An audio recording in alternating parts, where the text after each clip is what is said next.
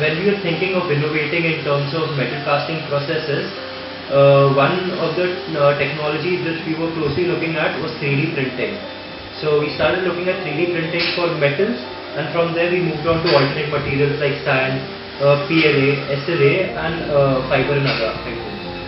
So at that time I interacted with Divide by Zero Technologies, and they provided us a solution in a way wherein the biggest time consuming part of a metal casting procedure, that's pattern making, could be reduced from several weeks to a couple of days hardly.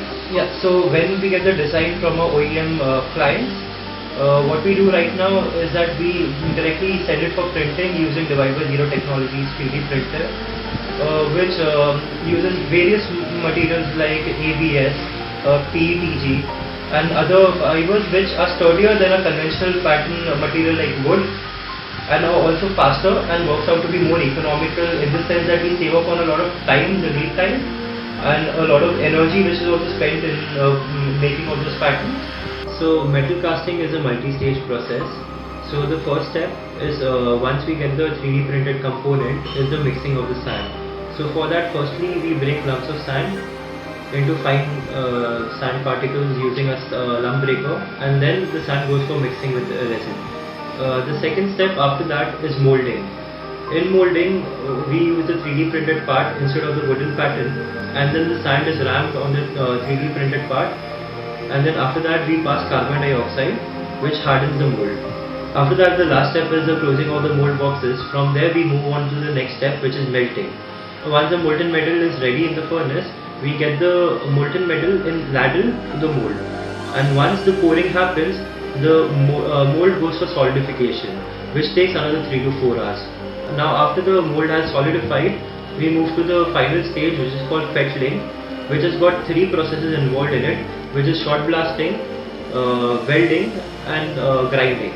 So once the material, the excess material is cut off using welding and gas cutting, we use grinders to even out the surface of the sand casting, and then after that we move to shot blasting. Now shot blasting gives us the even surface finish and the shine and the luster which is required for the final stage of the sand casting.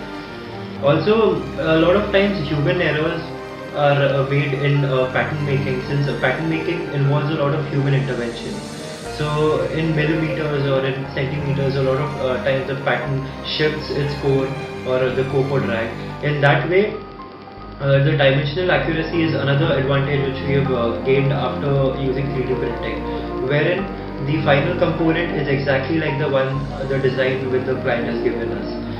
So apart from reducing the dependency on the third party pattern makers or die makers, we are thinking of integrating 3D printing in our technology, in our existing foundry technology for mass production. Also, we are looking at Divide by Zero as a potential partner for mass manufacturing in terms of versatility of materials, maybe even metals.